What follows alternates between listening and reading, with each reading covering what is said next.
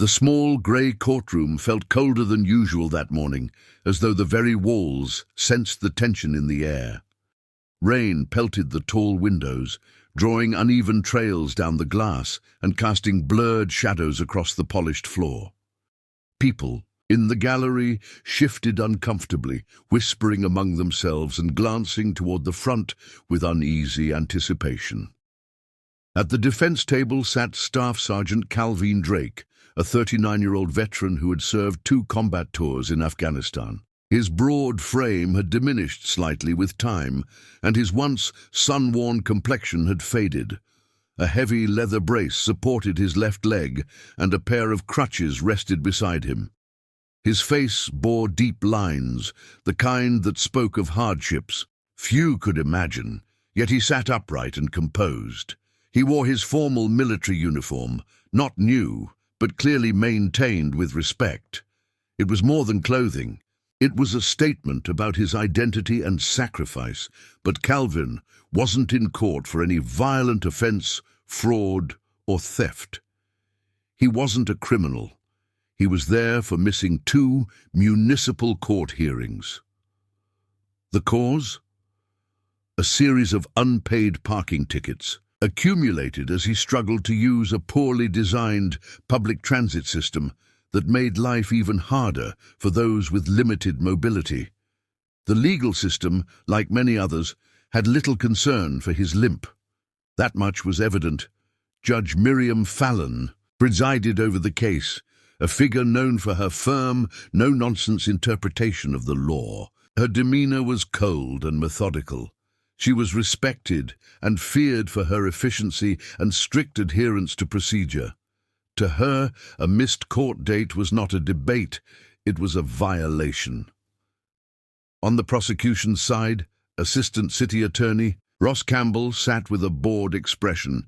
To him, this case was straightforward, routine, another file to be processed before lunch.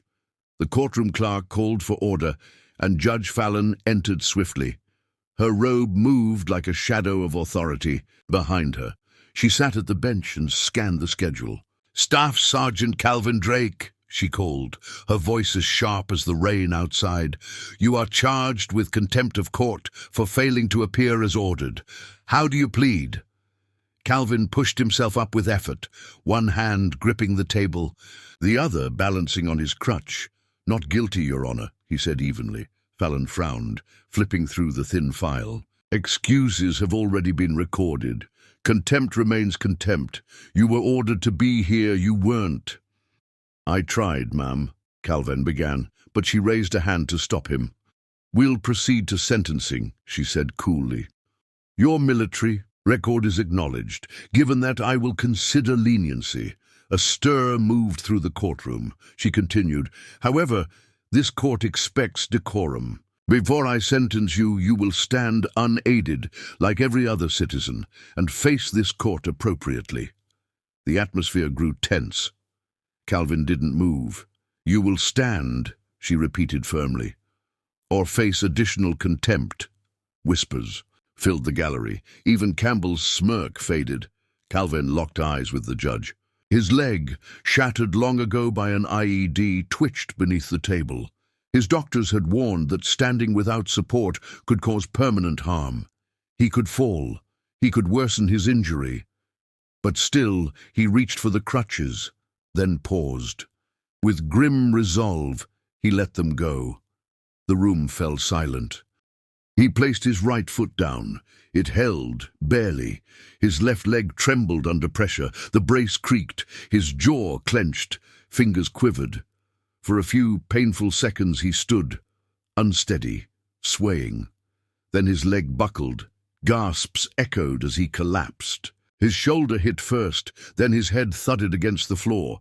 His crutches clattered away. A woman cried out.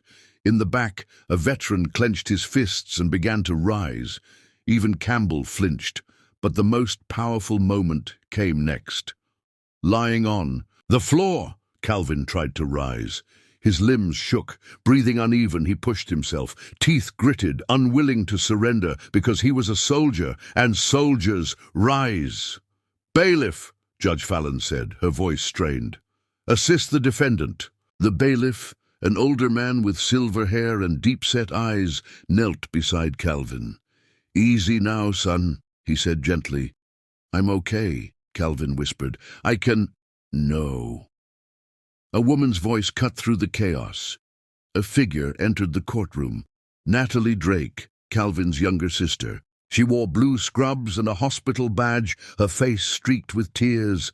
"Don't move," she said, kneeling beside him. "Please don't. You've done enough." She cradled him in her arms, whispering comfort. The judge said nothing.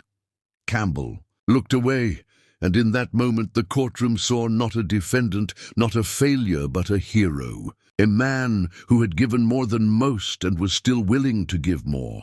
An elderly man in the gallery stood, then another, and another. Within moments, a dozen veterans were on their feet. No shouting, no outbursts, just quiet, unwavering protest. "Sit." "Down," Judge Fallon ordered. They didn't move. An older woman with medals on her coat stepped forward. "My grandson died serving this country," she said, her voice trembling. "If he saw what's happening here today, he'd be ashamed of this courtroom." A murmur of agreement followed. The gavel slammed down. "Order!" A veteran near the front spoke low and firm. "He gave his leg for this country, and you punish him for not standing?" From the jury box, a young woman rose. Then another. Soon, nearly half the jurors were standing. The bailiff returned to Calvin. "Will do. This your way, Sergeant." Together with Natalie, he helped Calvin sit upright. Calvin's breathing was labored but steadier. The courtroom no longer belonged to Fallon. It now belonged to Calvin. Judge Fallon, pale and visibly shaken, surveyed the room. She hadn't just lost control. She had lost the respect of those before her. A chant began to rise. "Honor him! Honor him! Honor him!" She looked toward Campbell, but he was already retreating, guilt written across his face. Calvin, surrounded by those who saw his strength, sat quietly, not as someone broken, but as someone brave. Judge Fallon stood. For once, her voice wavered. "Mr. Drake," she said, stepping away from the bench, "this court owes you an apology." The room fell silent. "I ordered you to stand without knowing what you've endured. I failed you, and everyone here who understands what sacrifice truly means." She straightened. "All charges against Staff Sergeant Calvin Drake are dismissed, with prejudice. His record will show only the honor he has earned." Applause swept through the room. Then Fallon walked forward and stood before Calvin. Without hesitation, she knelt, lowering her head. "I'm sorry," she said softly, "and thank you." Gasps rippled. Still trembling, Calvin placed a hand on her shoulder.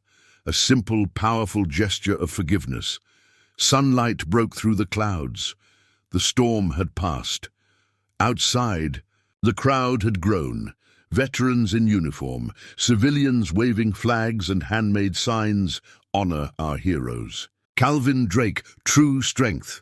When Calvin appeared in his wheelchair, the street fell into reverent silence. Then came applause, steady, deep, and real. A reporter stepped forward. "Mr. Drake, what do you want the world to know?" Calvin paused. "I didn't stand because a judge told me to," he said. "I stood because that's what we do. Even when we fall, we rise." He paused, eyes shining but voice steady. "And when we can't stand, that's not weakness. It's proof we gave everything we had." His words echoed far and wide. Viral clips, national headlines, schools, courts, city councils. Change followed. Laws were reviewed, rules rewritten. Calvin returned to a quiet life. But it didn't last. One evening, there was a knock at the door. Natalie opened it to find 3 officials. One of them was Valerie Price from the Office of Veterans Affairs. "Staff Sergeant Drake," she said warmly, "we'd like to appoint you as a national ambassador for veterans' rights." Calvin looked stunned. "I'm not a politician," he said. "You don't need to be," Valerie replied. "You just need to be yourself." He thought of that courtroom, the faces, the sacrifices. "I'll do it," he said. From that day on, he traveled the country. He spoke at events. His audience, grew. His message spread. Courts changed their practices. Cities redefined how they honor veterans, beyond parades and holidays. One mayor even passed a law forbidding judges from requiring injured veterans to stand. At Arlington National Cemetery, Calvin laid flowers at the graves of fallen comrades, whispering their names: Bobby, Marcus, JT, Angela. "This isn't just remembrance," he told a gathered crowd. "It's a promise." One morning, he returned to that same courthouse. A statue now stood outside, a soldier on one knee, crutches crossed like swords. The plaque read, "Dignity is not measured by how long a man stands, but by how fiercely he refuses to fall." Calvin reached out and touched the cold bronze. Natalie stood beside him, eyes wet with emotion. "You did it," she whispered. He nodded. "I didn't stand alone." And under a golden sunrise he saluted, not just the past, but the spirit that carried him home, not whole, but unbroken, forever, standing, even from his knees.